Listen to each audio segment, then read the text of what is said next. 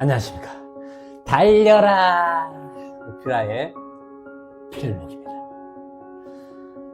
네, 오늘 월요일 또 한 주가 시작이 됩니다. 2025년 또 마지막 주간입니다. 참 세월이 빠릅니다. 그러나 계속해서 우리가 말씀으로 달린 것은 결코 주 안에서 헛되지 않고 계속해서 말씀이 우리를 성화시키는 그 열매들이 더 구체적으로 우리 눈에 보이게 될 것입니다. 계속해서 말씀으로 달리는 한 주간이 되시기를 축복합니다. 자, 오늘 오밥은요, 이사야 17장 7절 8절 말씀입니다.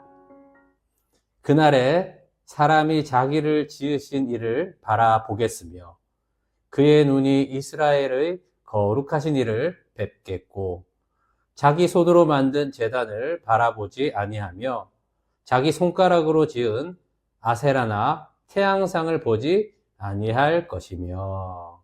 아멘. 자, 오늘 17장 말씀도 계속해서 열국에 관한 하나님의 심판의 말씀이 이어지고 있습니다.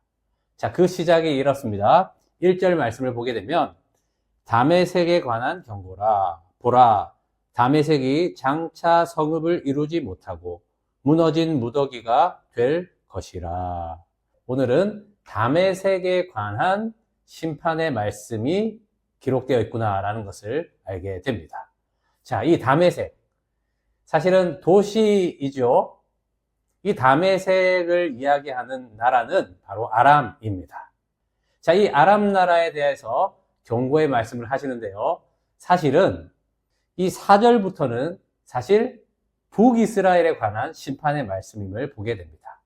자, 4절 말씀을 보면 그날에 야곱의 영광이 쇠하고 그의 살찐 몸이 파리하리니. 자, 야곱의 영광. 그렇습니다. 바로 북이스라엘에 관한 그 심판의 말씀임을 보게 됩니다.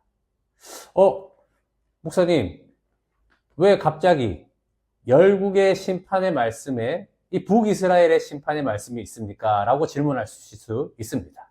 자, 그 이유는, 자, 이 아람 하면 생각나는 말씀이 있지 않습니까? 바로 이사야 7장에서 하나님의 구원의 징표를 구하라 라고 했는데 아하스 왕은 구하지 않죠. 자기 교만을 따라서.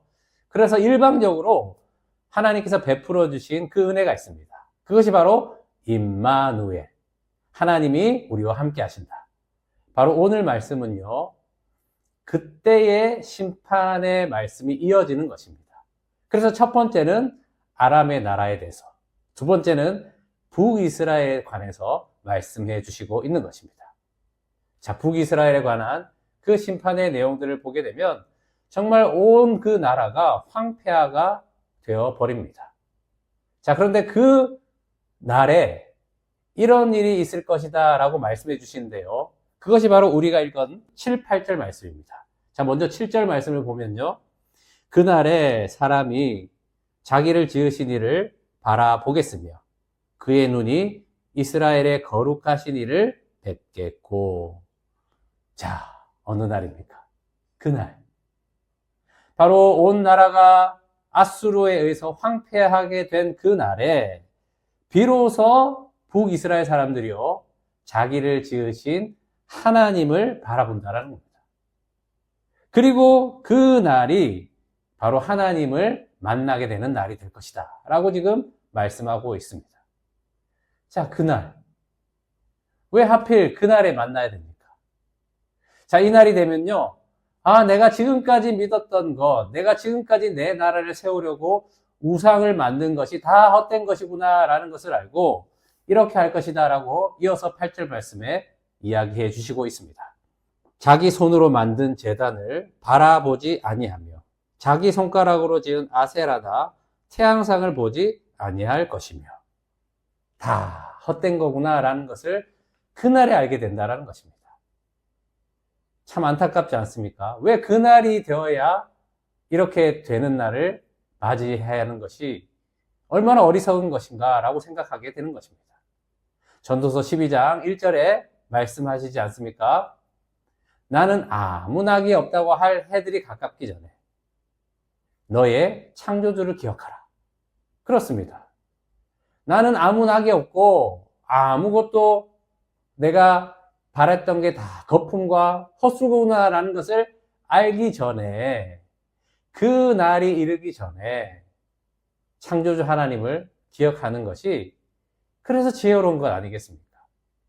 오늘 우리에게 이 말씀을 주시는 것은 물론 그 날에라도 하나님께서 만나시고 그를 구원해 주시는 건 참 귀한 크신 은혜이긴 하지만, 그 날이 있기 전에 너의 창조주를 기억하라 라는 말씀으로 지금 오늘 우리에게도 동일한 말씀으로 주시는 것 아니겠습니까? 자, 여러분, 이방 나라와 손을 잡은 겁니다.